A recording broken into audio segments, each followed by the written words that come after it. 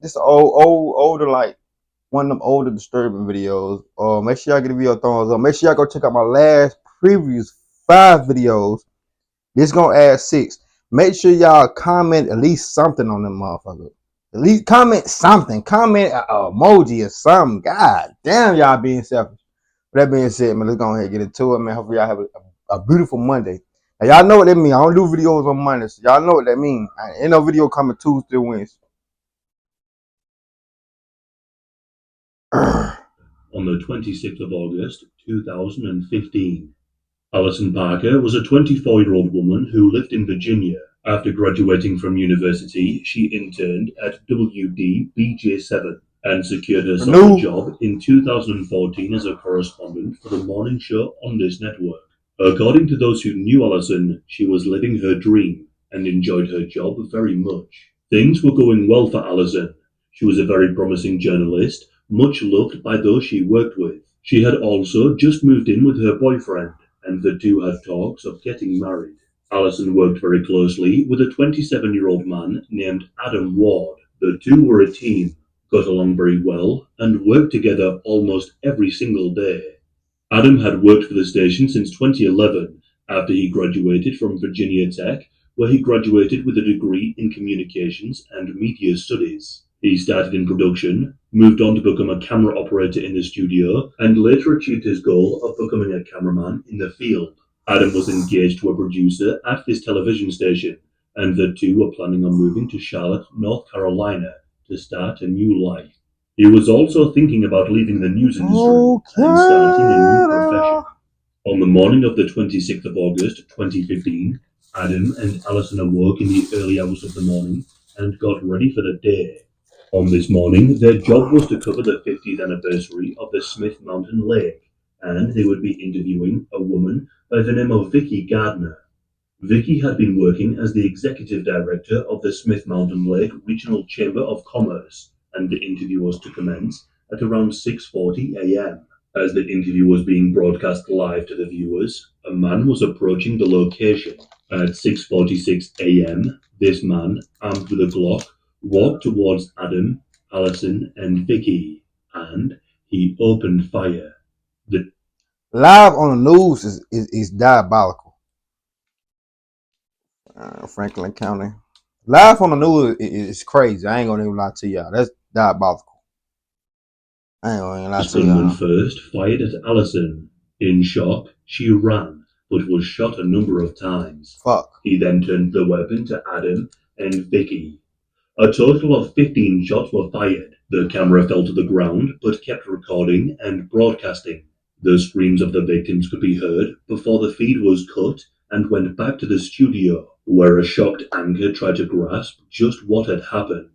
At first, it wasn't totally clear what had just actually occurred. The anchor would say, "I'm not sure just what happened there. I will let you know as soon as we find out."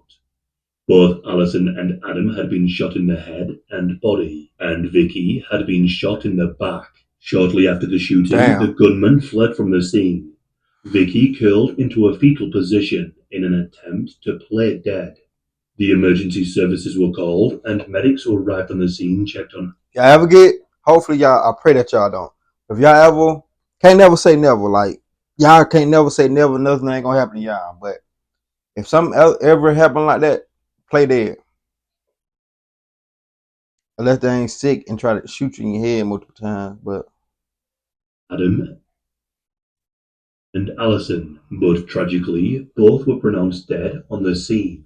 Vicki, however, was still alive and was brought to the hospital. She was given treatment right away, and thankfully, she was able to survive. The surgeon who operated on Vicki said, "A couple of centimeters one way, she wouldn't be walking, and a couple of centimeters the other way, and she wouldn't be alive." What is just beyond heartbreaking too is that Adam's fiancée was watching the broadcast as the shooting occurred. Oh God! Fellow workers at the station were informed of the tragic situation.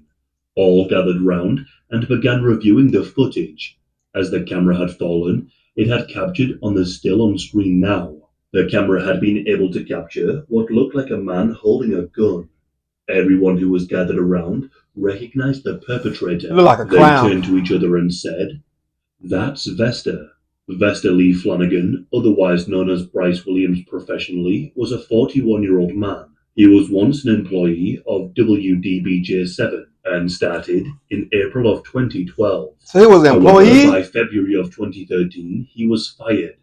Multiple members of staff had come forward stating that Vesta had made them feel Be them light skinned niggas, bro. Be them light skinned niggas be crashing out. Crazy. See, I don't know about the news that's my way, you feel me? I ain't gonna lie. I know about the news people that's my way. I don't know about other cities and shit. I ain't never heard this story. It's actually crazy. That you got fired and decided to shoot your ex coworkers is crazy. I'm pretty sure you could have found something else that was more paid better. I don't know how much they pay the news people. I don't know how much, but pretty sure you could have found something else. comfortable. Senseless It is murder. also reported that he made a number of unprovoked threats towards people. This had also been the case at a previous news station. In the year 2000, he was fired for similar reasons: misbehavior with regards to co-workers. Upon realizing who the perpetrator was, those workers of the station immediately contacted the police. They told investigators who were now working on the case that they believed they knew who the killer was. And they were right. For no reason. Vesta was indeed the perpetrator. After the attack, Vesta left the scene in a rented car. The police pursued him going north on Interstate 81, though because he was armed and dangerous, they did not make attempts to catch him, and it appears that during the pursuit, they lost him. At 11:14 a.m., a video was uploaded. Disgustingly, Vesta filmed himself shooting the 3 victims. Shortly afterward, he wrote on Twitter saying, "I filmed the shooting. See Facebook." Oh, he wanted to get caught. Oh my god, bro. It's just heartless. A 56-second video recording was posted on his Facebook page. In this footage, Vesta walks right up to the 3. None of them notice him, as they are focused on the interview. Pay attention to y'all surroundings. In Vesta's footage, he can be seen literally pointing the weapon at Allison at close range. It seems like Vesta was waiting for her to notice and turn to see him with the gun, but she doesn't. She doesn't see him and continues the interview. Vesta then stands around for a couple more seconds, and then opens fire on the 3 victims. Allison appears to have been shot a number of times, but still made an attempt to flee from the scene. The footage went viral on social media and was shared a number of times. Damn. At around 11:30 a.m., a state trooper spotted Vector in his car with a license plate reader. He waited to be joined by other units, and once they arrived, the troopers turned on their lights and tried to pull him over. Vector refused to pull over and stop, and instead he sped away. But after just a few short minutes, the car veered off the road. Officers then got out of their vehicles and approached the car.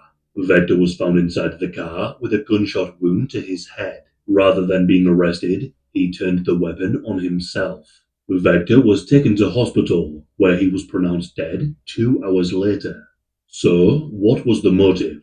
Well, in the ramblings on Twitter, Vector had tweeted making accusations that both Allison and Adam were racist, and that they had both been racist towards him. He also mentioned on one occasion that Adam had spoken to the HR department after working with Vector just once, complaining about his behavior. Vector had interpreted this as discrimination. In one of the tweets, he claimed that Allison had used racial slurs against him. Almost 2 hours after the tragic event had occurred, at 6:28 a.m., a 23-page document was faxed to ABC News. This fax was from Vector. And then, at around 10 a.m., Vector called ABC News and stated that he had shot 2 people. While on the phone, he said that the authorities are after him and that they are all over the place. He then hung up. ABC News contacted the police and provided them with the fax. In this fax, Vector said he was motivated by his anger towards the Charleston church shooting, stating that he purchased a firearm shortly after the shooting. The firearm was legally purchased from a Virginia gun store. Vector had no R.I.P. criminal to the record. victims, man. He also referenced other infamous white shooters, saying, "Bring it on," and stated that Jehovah had spoken to him, telling him to act. He also spoke about his troubles of being a black, gay man, stating that because of these things he was attacked numerous times, and said that he had suffered from discrimination, harassment, and bullying in the workplace. Vector also mentions the Virginia Tech shooter and refers to the killer as his boy, saying that he was influenced by Sung Hee Cho, choosing the same weapon that Sung had also used. Later on in the document, Vector says, "I tried to pull myself up by the bootstraps, but the damage was already done, and when someone gets to this point, there is nothing that can be said or done to change their sadness to happiness. No. Meds? Nah, it's too much. I will sound like I'm angry. I am. I have every right to be. But when I leave this earth, the only emotion I want to feel is peace." The church shooting was the tipping point, but my anger has been building steadily. I've been a human powder keg for a while, just waiting to go boom. In these vile ramblings, Vector shows absolutely no sign of remorse for what he had done, and instead, he seemed rather proud.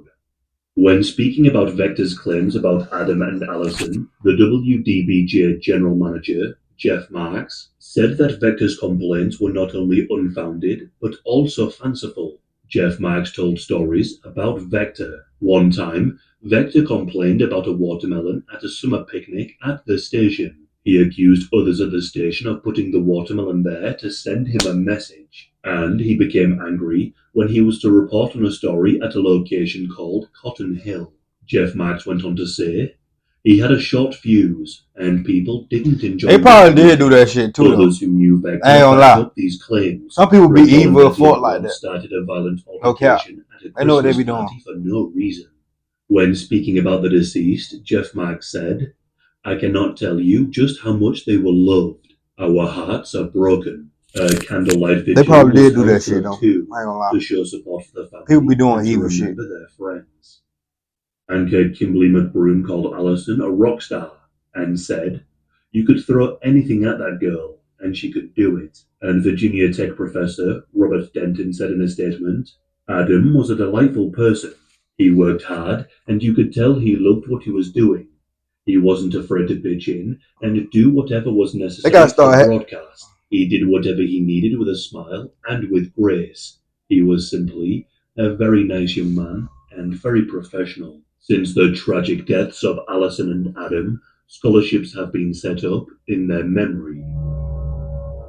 Not gonna lie, they got to start having security with them when they be going shoot and shit like that for the news. I don't know why they don't do that anyway. Have security for them, cause random people be doing random shit at random times.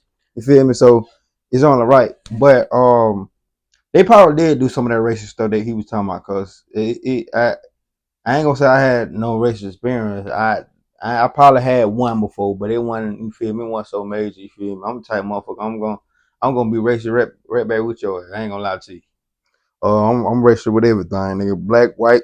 Nigga, I don't even like my own race. You think I'm like somebody else's race? I'm just playing. But people be doing like spiteful shit like that too, though. So it probably was all that shit he was saying. It probably was true. You feel me? Once you get to that point, it's over with. You feel me? It ain't no more talking. You feel me? You know what I'm saying? Do what you got to do. You feel me? But RIP to the victims. It's still a senseless murder though. You could have just walked away or just sued him. But anyway, see when I see y'all. Let's ride.